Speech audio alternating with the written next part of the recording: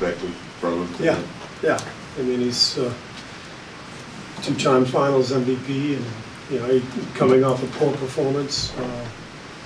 That's what happens. Were there Ramona? It seemed like he brought the ball up a lot, like he sort of almost played like a point forward. Yeah. Was that an adjustment you guys made? I know you did that sort of the last month of the season or so, but it seemed No, it wasn't an adjustment. He had a different mindset tonight than he had the other night, and set a tone right away. And our guys loved it. His teammates were excited about the way he started the game, and I think that was infectious and carried over to our defense too. I thought our defense was fantastic tonight.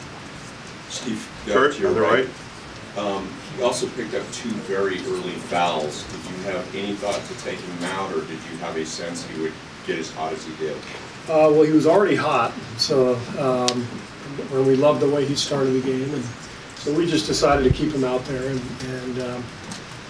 and we trust him to play with fouls. Not sure I trust Steph to play with fouls, but I trust him to play with fouls. But the way he started, we just thought it was good to keep him out there. To the left here, front row. Coach, 43 turnovers in games 1 and 2 combined, just 12 tonight. What was the difference for the team taking care of the ball tonight? Just smart basketball, simple plays. No half-court lobs. No wild passes. It was just taking what the defense gave us. Hitting singles, just continuing to play. One more on the left. Bogut, I think, had like an 8, 14, and 7. Is this a better version of Bogut than the last one you coached 3 years ago? Yeah. I think Bogut is, he was already really good, but I just like his approach. I like his freedom. I think Andrew's in a really good place. I think having a couple of kids going home to Australia and playing, I think he's just feeling really good about his life and his game, and he's freed himself up, and he's playing at a really high level. Pavy with HoopsNBrews. Coach, can you just talk about Steph's rebounding? Is it something that you guys made it a point for him to do, or is that just in the flow of the game? I'm sorry, who's rebounding? Steph? He's a great rebounder. I think he had 15 in game 1. I mean, he's a guy who has a nose for the ball, and gets a lot of long rebounds because he anticipates really well. Coach, this has been like a question, I guess, for your whole season, but how do you sustain whatever this is going forward for however many years? We just keep challenging the guys and reminding them of what's at stake. And Sunday's the next one. We can take control of the series if we can get that one. If we don't, we're in a tough spot. So we got to just lock in and play the next one. But I liked our approach tonight, and I like our chances. Steve, Ryan Gorski, San Francisco Examiner. There was a moment there in the third where Steph got his 4th foul and Kevin got his tech, and that's kind of where you guys lost it a little bit the other night. How big were Kevin's threes there in succession pretty soon after? Yeah, but it was a different vibe than the other night. Even though the lead was similar, the other night we never had control of them during that third quarter. I felt like we had control defensively the whole game tonight.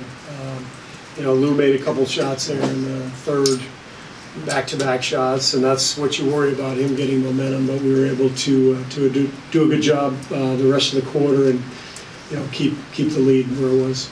Shelley? Shelley Smith from ESPN. We all noticed when it got to be a 31-point differential. Did you guys know? Did you say anything? Jaron Collins said to me, "It's 31." Thanks a lot, Jaron.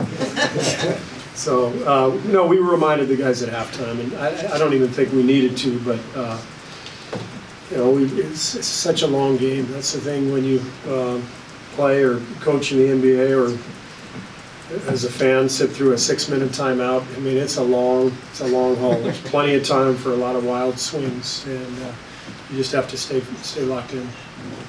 Knowing the mental grind of a championship run, is there some part of you that's relieved that you have a team like the Clippers that's keeping your guys alert and accountable, especially after game 2? Yeah, I mean, we faced the same thing a year ago in the first round. We played the Spurs, and we knew going in we had to be locked in because how well coached they were and connected, and that's the same way it is with the Clippers. Just a really good young team. Doc's done a fabulous job with them. They got a lot of momentum. You could tell they love playing together, and so tonight was a good example of, you know, you got to be prepared. You got to, and don't get happy when you get a little bit of a lead and, you know, let your foot off the gas. So it is good to play a team like this to keep you sharp and make sure you got to play the right way. Last two right up front. Tom Marizardi from Clutch Point. Steve, after the last game, Klay Thompson said there was anger in the locker room, and if channeled the right way, it could fuel you guys. Was there any concern about how it would be used, and did you have to say anything to make sure it was used the right way? No, I think we've been through the battles over the last 5 years. We've faced very difficult circumstances in the playoffs, and these guys have been through all that. They've felt it, so when you have that experience, you rely on it. And usually it means playing a great defensive game and not turning the ball over, and that's what we did.